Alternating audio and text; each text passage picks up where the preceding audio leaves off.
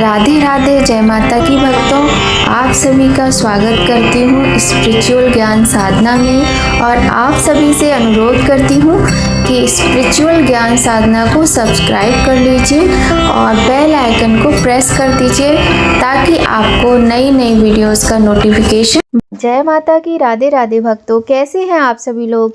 आशा करते हैं सभी लोग बहुत अच्छे होंगे। बताने के लिए कमेंट में जय माता की, राधे राधे अवश्य ही लिखिएगा। भक्तों, आज हम आपको एक महापुराण श्रीमद् भागवत के चौथे अध्याय की एक पाप नाशक कथा सुनाने जा रहे हैं। 7 दिनों तक इस सुधा सुख सागर पुराण को पढ़ने व समाप्ति पर दान पुण्य करने का भी विधान होता है। ऐसा करने से मलिन व दुष्ट हृदय वाले व्यक्ति भी भगवत भक्ति पाते हैं।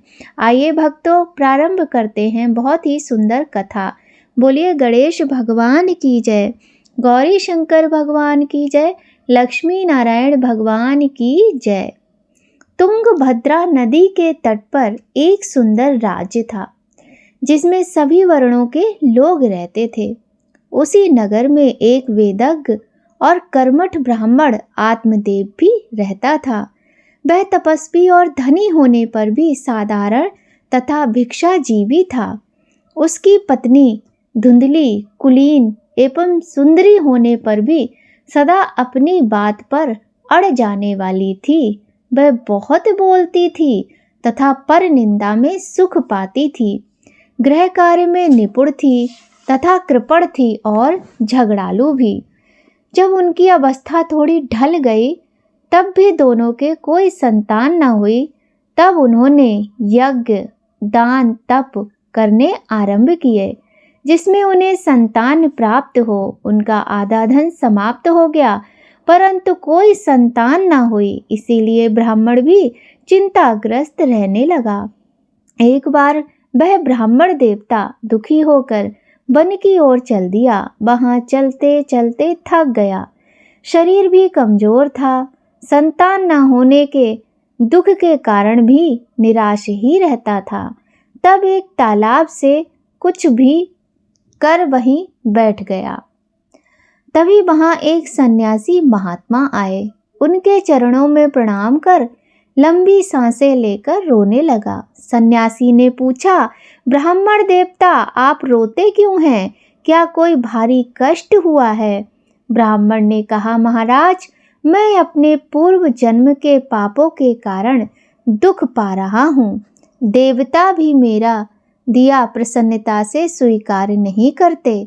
मैं संतान के लिए इतना दुखी हूँ कि मैं अपने प्राण त्यागने आया हूँ। मेरे संतानहीन जीवन को धिक्कार है।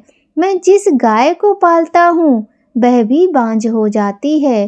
पेड़ लगाता हूँ उस पर भी फल नहीं लगते। फल घर लेकर आता हूँ तो वह भी सड़ जाते हैं। सन्यासी ने उसके ललाट की रेखाएं देखकर सारा वृतांत समझ लिया। तब वह बोले, ब्राह्मण देव, आप मोह त्याग दो।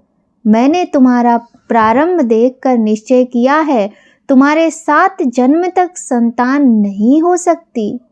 ब्राह्मण बोला, महात्मा जी, विवेक से मेरा क्या होगा? मैं तो आपके ही सामने प्राण त्याग दूंगा।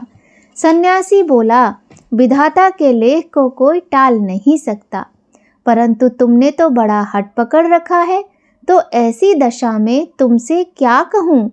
जब बहुत समझाने पर भी ब्राह्मण ना माना तो सन्यासी ने उसे एक फल देकर कहा कि यह फल अपनी पत्नी को खिला देना, इससे उसके एक पुत्र होगा। तुम्हारी स्त्री को 1 साल तक सत्य, शौच, दया, दान और एक समय उनका नियम रखना चाहिए। यदि वह ऐसा करेगी तो बालक शुद्ध स्वभाव वाला होगा। ऐसा कहकर योगीराज चले गए और ब्राह्मण देव अपने घर लौट आए। आकर अपनी पत्नी को वह फल दिया और स्वयं कहीं चले गए। जब ब्राह्मण ने अपनी पत्नी को वह फल दिया तो वह रो रो कर अपनी सखी को कहने लगी कि सखी, मुझे तो बड़ी चिंता हो रही है। मैं तो ये फल नहीं खाऊंगी। फल खाने से गर्भ ठहरेगा और पेट बड़ा हो जाएगा और मेरी शक्ति भी क्षीण हो जाएगी। घर का काम कैसे होगा? मैं सुकुमारी भला इतनी पीड़ा कैसे सहूंगी? तब अनेकों प्रकार के विलाप करके उसने वह फल नहीं खाया। पति ने आकर पूछा तो बोल दिया, हाँ खा लिया। एक दिन उसकी बहन उसके घर आई, तब उसने सारा वृतांत अपनी बहन को कह सुनाया। वह बोली, अब मुझे बड़ी चिंता है, इसके कारण मैं दिनों दिन दुबली हुई जा रही हूँ। बहन ने बोला कि मेरे पेट में बच्चा है, जब मेरा प्रसव होगा तो मैं बालक तुझे दे दूंगी। अगर तू मेरे पति को धन दे देगी तो वे बालक तुझे दे देंगे। तू चुपचाप घर में गर्भवती के समान सुख से रह। हम दोनों बहनें ऐसी युक्ति करेंगी कि मेरा बालक 6 महीने का ही मर गया और मैं नित्य प्रति तेरे घर आकर बालक का पालन पोषण कर दूंगी। तू इस फल को गाय को खिला देना। दोनों बहनों ने ऐसा ही किया। इसके पश्चात समय अनुसार जब उसकी बहन का पुत्र हुआ तो उसके पति ने चुपचाप लाकर धुंधली को दे दिया। आत्मदेव को सूचना दे दी गई कि पुत्र उत्पन्न हुआ है। ब्राह्मण ने अनेकों दान कर्म किए, मंगल कार्य किए। धुंधली ने अपने पति से कहा कि मेरे दूध नहीं है, फिर गौ के दूध से इस बालक का पालन पोषण कैसे करूंगी? ऐसा करते हैं कि मेरी बहन के अभी बालक हुआ है और वह नहीं रहा, उसे कुछ दिन के लिए यहीं रख लेते हैं। पुत्र की रक्षा के लिए आत्मदेव ने ऐसा ही किया। माता धुंधली ने उस बालक का नाम धुंधकारी रखा। 3 महीनों के पश्चात गाय को भी एक मनुष्य आकार बच्चा हुआ। वह सुंदर, कांतिमय, दिव्य और निर्मल था। उसे देखकर ब्राह्मण को बड़ा आनंद हुआ और सभी लोग अचंभित थे कि आत्मदेव के घर गाय को भी दिव्य रूप बालक उत्पन्न हुआ है। आत्मादेव का तो जैसे भाग्य ही जाग गया। आत्मदेव ने स्वयं उसके सारे संस्कार किए। दैव योग से उस गुप्त रहस्य का किसी को भी पता ना चल सका। आत्मादेव ने उसको कैसे कान देखकर उसका नाम गोकर्ण रखा। कुछ काल बीतने पर दोनों बालक बड़े हो गए। उनमें गोकर्ण तो बड़ा पंडित ज्ञानी हुआ, किंतु धुंधकारी बड़ा ही दुष्ट निकला। वह क्रोधी स्वभाव वाला, खान पान का कोई परहेज न करने वाला हुआ। स्नान, शौचादि, ब्राह्मणोचित आचारों का उसमें नाम भी नहीं था। दूसरों की चोरी करना, लोगों से द्वेष बढ़ाना उसका स्वभाव बन गया था। हिंसक प्रवृत्ति के कारण अस्त्र शस्त्र धारण किए रहता था। दीन दुखी लोगों को तंग किया करता था। वैश्याओं के जाल में फंसकर उसने अपने पिता की सारी संपत्ति नष्ट कर डाली। एक दिन जब सारी संपत्ति स्वाहा हो गई, तब ब्राह्मण जोर जोर से रोने लगा कि इससे तो इसकी माँ बांझ ही रहती, कुपुत्र तो बड़ा दुखदाई होता है। ब्राह्मण फूट फूट कर रो रहा था और अनेकों विलाप करके प्राण छोड़ने तक को तैयार हुआ। तब वहाँ परम ज्ञानी गोकर्ण जी आए। उन्होंने पिता को वैराग्य का उपदेश देते हुए समझाया, यह मेरा पुत्र है, यह मेरी संपत्ति है। किसका पुत्र और किसका धन? सुख ना तो इंद्र को है और ना चक्रवर्ती राजा को है। सुख तो केवल विरक्त एकांत जीवी मुनि को है। अज्ञान छोड़ दीजिए, मोह से नरक की प्राप्ति होती है। शरीर को तो नष्ट होना ही है, आप वन में जाइए। तब आत्मदेव वन में जाने को तैयार हुआ। बोला कि मैं पापी मूर्ख हूँ, स्नेह पाश में बंधा अपंग की भांति यहाँ कुएं में पड़ा रहा। तुम बड़े दयालु हो, तुम मेरा उद्धार करो पुत्र।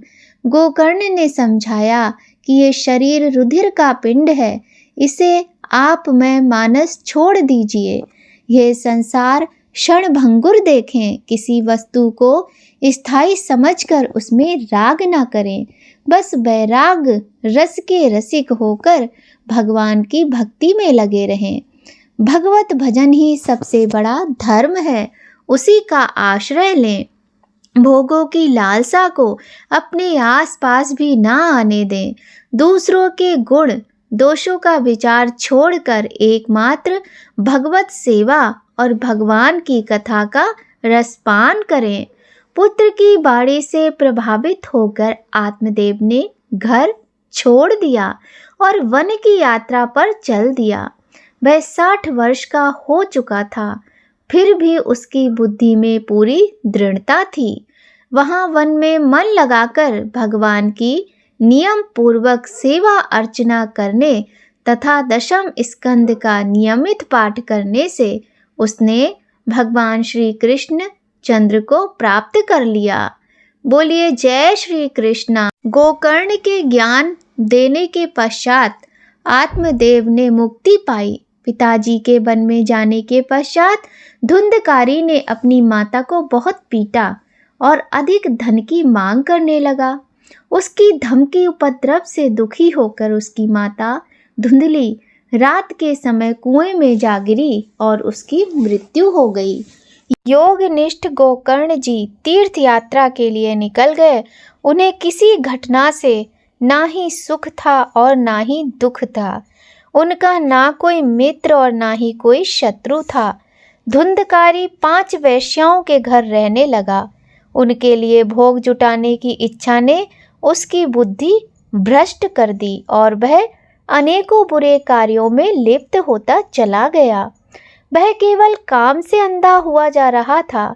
मृत्यु के विषय में उसने कभी सोचा तक नहीं। एक बार वह जहाँ तहाँ से बहुत सा धन चुराकर घर लौटा। उन्हें कुछ सुंदर वस्त्र और आभूषण लाकर दे दिए। चोरी का माल देखकर रात्रि के समय स्त्रियों ने विचार किया कि यह नित्य ही चोरी कर सकता है, इसलिए इसे एक दिन राजा अवश्य पकड़ लेगा। राजा ये सारा धन छीनकर इसे निश्चित ही प्राण दंड दे देगा। जब इसे एक दिन मरना ही है, तब हम ही इसके धन की रक्षा के लिए गुप्त रूप से इसे क्यों न मार डालें। इसे मारकर हम इसका सारा माल लेकर कहीं चली जाएंगी। ऐसा निश्चय करके उन्होंने सोए हुए धुंधकारी को रस्सियों से कस दिया और उसके गले में फांसी लगाकर उसे मारने का प्रयत्न किया। इससे जब वह जल्दी न मरा तो उन्हें बड़ी चिंता हुई। तब उन्होंने उसके मुख पर बहुत से दहकते अंगारे डाले। इससे वह अग्नि की लपटों से बहुत झटपटाकर मर गया। उन्हें उसके शरीर को एक गड्ढे में डालकर गाड़ दिया। उनके इस कृत्य का किसी को भी पता ना चला। लोगों के पूछने पर कह देती कि हमारे प्रियतम पैसे के लोभ से अब की बार कहीं दूर चले गए हैं, इसी वर्ष के अंदर लौट आएंगे। बुद्धिमान पुरुषों को दुष्टा स्त्रियों का कभी विश्वास नहीं करना चाहिए। जो मूर्ख इनका विश्वास करता है उसे दुखी होना ही पड़ता है। धुंधकारी की सारी संपत्ति समेटकर वे वहां से चंपत हो गईं। धुंधकारी अपने कर्मों के कारण भयंकर प्रेत बना। वह बवंडर के रूप में सर्वदा 10 दिशाओं में भटकता रहता तथा शीत ताप से संतप्त और भूख प्यास से व्याकुल होने के कारण हा देव चिल्लाता रहता था, परंतु उसे कोई भी आश्रय ना मिला। कुछ काल बीतने पर गोकर्ण में भी लोगों के मुख से धुंधकारी की मृत्यु का समाचार सुना। तब उन्हें अनाथ समझकर उन्होंने उसका गया जी में श्राद्ध किया और वे जहाँ जहाँ जाते उसका श्राद्ध अवश्य करते थे। इस प्रकार घूमते घूमते गोकर्ण जी एक दिन अपने नगर में आए और रात्रि के समय दूसरों की दृष्टि से बचकर सीधे अपने घर के आंगन में सोने के लिए पहुँचे। वहाँ अपने भाई को सोया देख आधी रात के समय धुंधकारी ने अपना बड़ा विकट रूप दिखाया। वह कभी पेड़, कभी हाथी, कभी भैंसा, कभी इंद्र और कभी अग्नि का रूप धारण करता था। अंत में वह मनुष्य के रूप में प्रकट हुआ। यह विपरीत अवस्थाएं देखकर गोकर्ण जी ने निश्चय किया कि यह कोई दुर्गति को प्राप्त हुआ जीव है। तब उन्होंने उससे धैर्यपूर्वक पूछा, तू कौन है? रात्रि के समय ऐसा भयानक रूप क्यों दिखा रहा है? तेरी यह दशा कैसे हुई? हमें बता तो सही। तू प्रेत है, पिशाच है अथवा कोई राक्षस है? गोकर्ण के इस प्रकार पूछने पर वह बार बार जोर जोर से रोने लगा। उसमें बोलने की शक्ति नहीं थी, इसलिए उसने संकेत मात्र किया। गोकर्ण जी ने अभिमंत्रित जल उसके ऊपर छिड़का। इससे उसके कुछ पापों का शमन हुआ और वह इस प्रकार कहने लगा, मैं तुम्हारा भाई हूँ। मेरा नाम धुंधकारी है। मैंने अपने ही दोषों से अपने ब्राह्मण तत्व को नष्ट कर दिया। मुझे कर्मों की गिनती नहीं करनी आती और मेरे कर्मों की तो गिनती ही नहीं की जा सकती। मैं तो महान अज्ञान के चक्कर काट रहा हूँ। इसी से मैंने लोगों से बड़ी हिंसा की। अंत में उन स्त्रियों ने मुझे तड़पा तड़पा कर मार डाला और इसी से अब प्रेत योनि में पड़कर यह दुर्दशा भोग रहा हूँ। भाई, तुम दया के समुद्र हो। अब किसी प्रकार से तुम जल्दी ही मुझे इस योनि से छुटकारा दिलवाओ। गोकर्ण धुंधकारी की सारी बातें सुना और तब उससे बोला, भाई, मुझे इस बात का बड़ा आश्चर्य है कि मैंने तुम्हारे लिए विधि पूर्वक गया जी में पिंडदान किया, फिर भी तुम प्रेत योनि से मुक्त कैसे नहीं हुए? यदि गया श्राद्ध से भी तुम्हारी मुक्ति नहीं हुई, तब इसका और दूसरा कोई उपाय करना होगा। तो वह बोला कि अब तो तुम ही इसका उपाय सोचो। गोकर्ण जी ने कहा कि अभी तो तुम निर्भय होकर अपने स्थान पर रहो। मैं विचार करके तुम्हारे लिए मुक्ति का कोई उपाय करूँगा।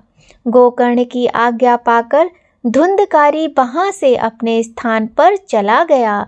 प्रातःकाल उनको आया देखकर प्रेम से लोग उनसे मिलने आए। तब गोकर्ण ने रात में जो कुछ भी हुआ वह सब सबको सुना दिया। उनमें से कुछ लोग विद्वान, योगनिष्ठ, ज्ञानी और वेदज्ञ थे। उन्होंने भी अनेक शास्त्रों को उलट पुलट कर देखा। तब सबने यही निश्चय किया कि इस विषय में सूर्य नारायण जी की जो आज्ञा हो वही करना चाहिए। अतः गोकर्ण जी ने अपने तपोबल से सूर्य की गति रोक दी और सूर्य भगवान से प्रार्थना करने लगे कि कृपया आप मुझे धुंधकारी की मृत्यु से मुक्ति का साधन बताइए। गोकर्ण की प्रार्थना सुनकर सूर्य देव ने स्पष्ट शब्दों में कहा कि श्रीमद् भागवत से मुक्ति हो सकती है, इसीलिए तुम उसका सप्ताह पारायण करो। तब गोकर्ण जी ने वैसा ही किया। देश और गांव से अनेक लोग कथा सुनने के लिए, बहुत से लंगड़े, लूले, अंधे, बूढ़े, मंद बुद्धि वाले पुरुष भी अपने पापों की निवृत्ति के उद्देश्य से वहां पहुँचे। जब गोकर्ण जी व्यास गद्दी पर बैठकर कथा कहने लगे, तब वह प्रेत भी आ पहुँचा और इधर उधर बैठने के लिए स्थान ढूंढने लगा। इतने में उसकी दृष्टि सीधे रखे हुए 7 गांठ के बाद पर पड़ी। उसी के नीचे के क्षेत्र में घुसकर वह कथा सुनने के लिए बैठ गया। वायु रूप होने के कारण वह बाहर कहीं बैठ नहीं सकता था, इसीलिए बांस में घुस गया। गोकर्ण जी ने कथा सुनानी आरंभ की। गरीब सायंकाल में जब कथा को विश्राम दिया, तब एक बड़ी विचित्र बात हुई। वहाँ सभासदों के देखते देखते उस बांस की एक गांठ तड़तड़ शब्द करती हुई फट गई। इसी प्रकार दूसरे दिन सायंकाल में दूसरी गांठ और तीसरे दिन उसी समय तीसरी गांठ इस प्रकार 7 दिनों में 7 गांठ तोड़कर धुंधकारी 12 स्कंधों के सुनने से पवित्र होकर प्रेत योनि से मुक्त हो गया और दिव्य रूप धारण करके सबके सामने प्रकट हुआ। तब उसने अपने भाई गोकर्ण को प्रणाम करके कहा, भाई तुमने कृपा करके मुझे प्रेत योनि की यात्राओं से मुक्त कर दिया है।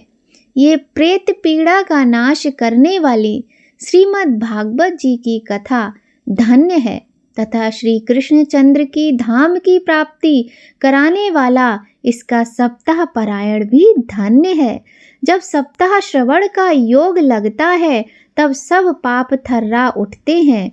जिस प्रकार आग गीली, सूखी, छोटी, बड़ी सब तरह की लकड़ियों को जला डालती है, उसी प्रकार यह सप्ताह श्रवण मन, वचन और कर्म द्वारा किए हुए नए, पुराने, छोटे, बड़े सभी प्रकार के पापों को भस्म कर देता है। इस लोक में सप्ताह श्रवण करने से भगवान की शीघ्र ही प्राप्ति हो सकती है। अतः सब प्रकार के दोषों के निवृत्ति के लिए एकमात्र यही साधन है। जिस प्रकार धुंधकारी यह सब बातें कर रहा था, जिसके लिए वैकुंठवासी पार्षदों के सहित एक विमान उतरा, उस विमान पर आए हुए पार्षदों को देखकर गोकर्ण ने ये बात कही, हम देखते हैं कि यहाँ सभी ने समान रूप से कथा सुनी है, पर फल में इस प्रकार का भेद क्यों हुआ, ये हमें बताइए। तब भगवान के सेवकों ने कहा कि इस फल भेद का कारण इनके श्रवण का भेद है। यह ठीक है कि सभी ने समान रूप से इसका श्रवण किया, किंतु इनके जैसा मनन नहीं किया। इस प्रेत ने 7 दिनों तक निराहार रहकर श्रवण किया था तथा सुने हुए विषय का स्थिर चित्त से खूब मनन भी करता रहता था। जो ज्ञान दृढ़ नहीं होता वह व्यर्थ हो जाता है। इसी प्रकार ध्यान न देने से श्रवण का, संदेह से मंत्र का और चित्त के इधर उधर भटकते रहने से जप का भी कोई फल नहीं होता। गुरु वचनों में विश्वास, दीनता का भाव, मन के दोषों पर विजय और कथा में चित्त की एकाग्रता यदि नियमों का पालन किया जाए तो श्रवण का यथार्थ फल मिलता है। यदि ये श्रोता फिर से श्रीमद् भागवत की कथा सुने तो निश्चित ही सबको वैकुंठ की प्राप्ति होगी। और गोकर्ण जी, आपको तो भगवान स्वयं आकर गोलोक धाम में ले जाएंगे। यह कहकर वे सब पार्षद हरि कीर्तन करते हुए वैकुंठ लोक को चले गए। श्रावण मास में गोकर्ण जी ने फिर उसी प्रकार सप्ताह क्रम से कथा कही और उन श्रोताओं ने फिर से कथा सुनी। इस कथा की समाप्ति पर भक्तों से भरे हुए विमानों के साथ भगवान प्रकट हुए। खूब जय जयकार, शंख की ध्वनियाँ होने लगी। भगवान ने गोकर्ण को हृदय से लगाकर अपने ही समान बना लिया और सभी गोकर्ण जी की कृपा से विमानों पर चढ़कर गोलोक धाम में चले गए। जिन्होंने अपने कर्ण पुट से गोकर्ण जी की कथा के एक अक्षर का भी पान किया था, वह भी माता के गर्भ में नहीं आए।